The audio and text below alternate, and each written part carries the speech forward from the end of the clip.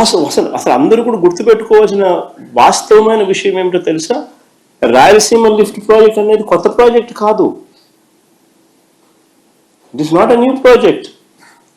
రాయలసీమ, నెల్లూరు, చెన్నైకి తాగునీటి అవసరాలు తీర్చడానికి కరువు పీడిత రాయలసీమ, నెల్లూరుకు అది వరకే చేసిన కేటాయింపుల మేరకు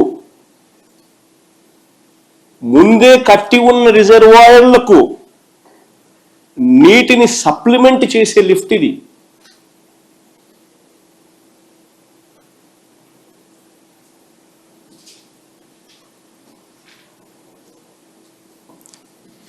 కృష్ణా నదిలో వరద వచ్చే రోజులు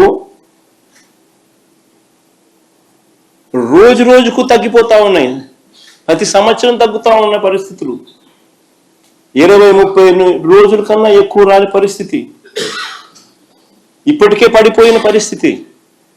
ఇలాంటి నేపథ్యంలో మరోవైపున చూస్తే రోజుకి 8 టీఎంసీలు నీళ్లు శ్రీశైలం నుంచి ఖాళీ అవుతా ఉన్న ఇంకో పరిస్థితి కనిపిస్తా ఉంది.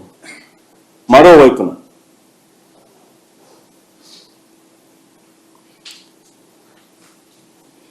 లిఫ్ట్లు ఒకవైపున అయితే రెండో వైపున ఎడాపెడ ఆపరేట్ చేస్తా ఉన్న పవర్ హౌస్ ఆపరేషన్స్. కనీసం అటువైపున నీళ్లు తాగడానికి ఉండవు, కరువు పీడిత ప్రాంతం అది అని చెప్పి కనీసం ఆలోచనలు కూడా లేకుండా ఎడాపెడ పవర్ హౌస్ ఆపరేషన్స్ చేస్తా ఉన్నారు. శ్రీశైలం నుంచి 777 అడుగుల నుంచి 825 అడుగులు నుంచే తోడేస్తా ఉన్న పరిస్థితి, నీళ్ళు ఖాళీ అవుతా ఉన్న పరిస్థితి. మరి ఈ తక్కువ సమయంలోనే ఆల్రెడీ కట్టి ఉన్న ప్రాజెక్టులకు నీరు నింపలేని పరిస్థితిని సరిదిద్దే కార్యక్రమమే రాయలసీమ లిఫ్ట్.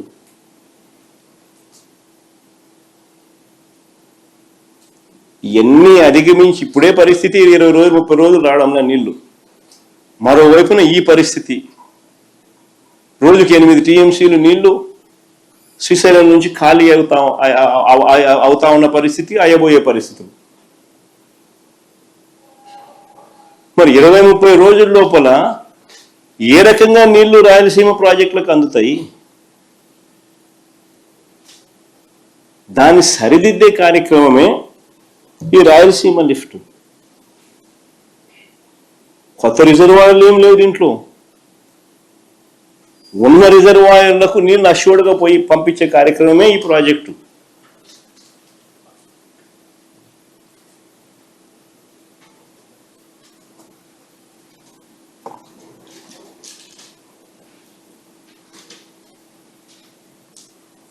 అసలు వాస్తవం ఏంటంటే పాలకులుగా అటువైపు తెలంగాణ కానివ్వండి, ఇటువైపున ఆంధ్ర కానివ్వండి, అందరం ఒకటే భాష మాట్లాడతాం, అందరం అన్నదమ్ములము.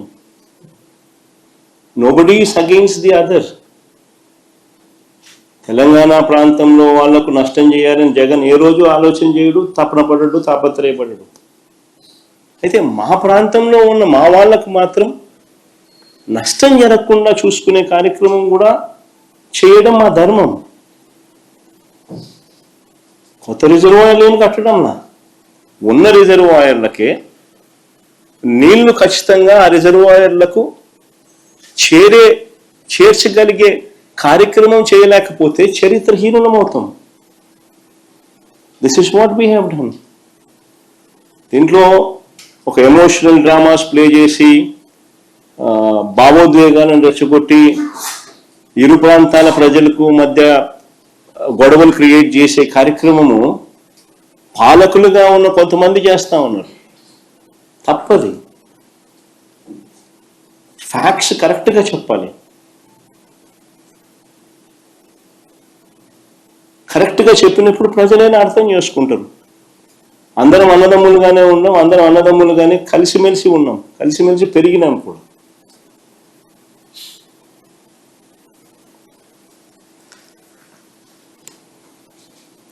గతంలో కూడా రాయలసీమలో ఉన్న ఏ ప్రాజెక్టు కూడా పూర్తి వాడుకోలేని పరిస్థితి. ఆశ్చర్యం ఏంటంటే చంద్రబాబు నాయుడు గారు అనే వ్యక్తి ముఖ్యమంత్రిగా నా 40 years ఇండస్ట్రీ అంటాడు, 15 ఏళ్ళు ముఖ్యమంత్రి చేసినప్పుడు ఇప్పుడు మళ్ళా దాదాపు 17 ఏళ్ళు అవుతుంది. అసలు ఇన్ని సంవత్సరాలు ముఖ్యమంత్రిగా చేసిన ఈ వ్యక్తి ఆశ్చర్యకరమైన పరిస్థితి ఏంటంటే రాయలసీమలో ఉన్న రిజర్వాయర్లను కనీసం ఫుల్ కెపాసిటీలో నీళ్లు నింపుకోలేని పరిస్థితి.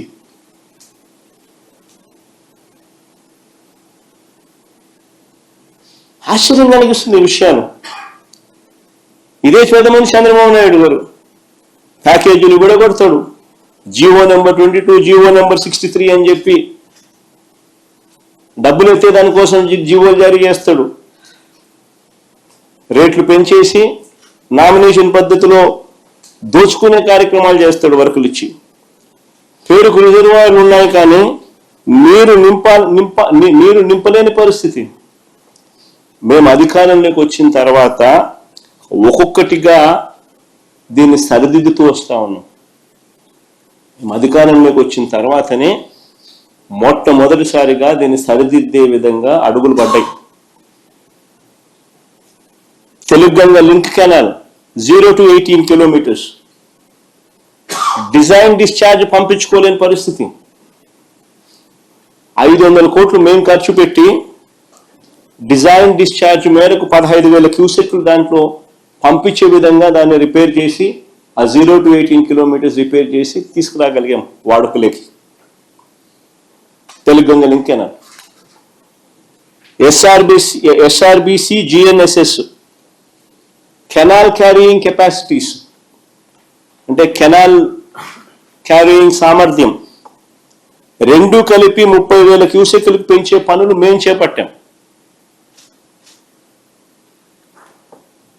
నిప్పుల వాగు ద్వారా నెల్లూరు వరకు 30,000 క్యూసెక్లు వెళ్లేలా పనులు మేము చేపట్టాం.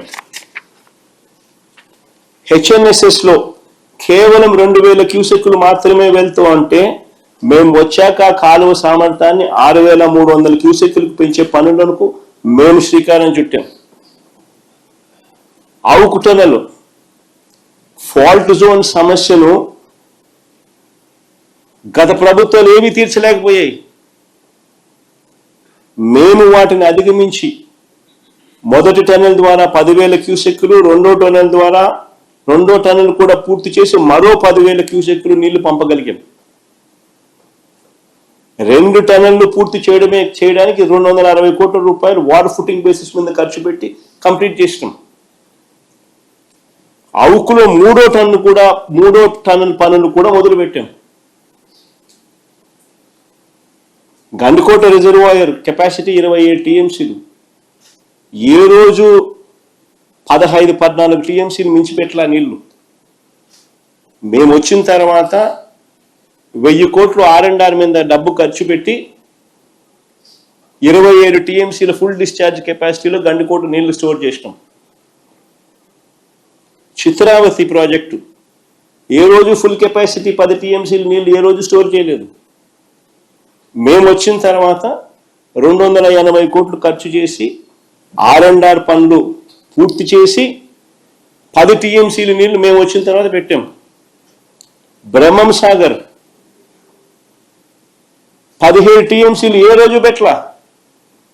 మేము వచ్చిన తర్వాత డయాఫ్రామ్ వాళ్ళు కొత్త చేసి లీకేజ్ సమస్యలను పూర్తి చేసి 90 కోట్ల రూపాయలు ఖర్చు చేసి 17 టీఎంసీలు బ్రహ్మం సాగర్లో నీళ్లు నింపాం. మేము వచ్చిన తర్వాతనే వెలుగొండలో 2 టన్నులు పూర్తి చేసి 2 దశాబ్దాల కలను మేము వచ్చిన తర్వాత నెరవేర్చి జాతికి అంకితం చేశాం వెలుగొండ ప్రాజెక్టు. ఇక మిగిలింది R&R పనులు, లైనింగ్ పనులు, అంతకని ఇంకేం మిగల.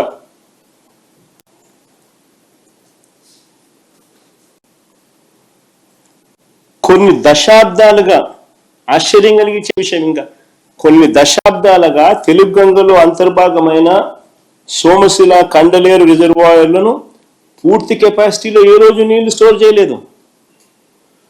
మేము వచ్చిన తర్వాత R&R పూర్తి చేసి సోమశిలలో 78 టీఎంసీలు, కండలేరులో 68 టీఎంసీలు మేము వచ్చిన తర్వాతనే నింపాం. 120 కోట్ల రూపాయలు ఖర్చు చేసి ఈ డ్యాముల్లో ఫుల్ కెపాసిటీని అచీవ్ చేసినాం. మేము వచ్చిన తర్వాతనే జరిగింది ఇది. మేము వచ్చిన తర్వాతనే దశాబ్దాలుగా పెండింగ్లో ఉన్న నెల్లూరు బ్యారేజ్, సంగం బ్యారేజ్ పనులు పూర్తి చేసి ప్రారంభించాం. మేము వచ్చిన తర్వాతనే. అసలు అంతెందుకు, ఇక్కడి నుంచి కూతవేటు దూరంలో ఉంది పులిచింతల ప్రాజెక్టు. మేము వచ్చేదాకా ఆ ప్రాజెక్టులో ఫుల్ కెపాసిటీ ఏ రోజు స్టోర్ చేయలేదు. మేము వచ్చిన తర్వాత 200 కోట్ల రూపాయలు మేము ఖర్చు చేసి R&Rకి మేము ఖర్చు చేసి 45 TMCలు ఫుల్ కెపాసిటీ స్టోర్ చేసింది మా ప్రభుత్వంలోనే. ఇవన్నీ మా హయాంలో జరిగాయి. అసలు నిజంగా ఒక చిత్తశుద్ధి అనేది ఉండాలి.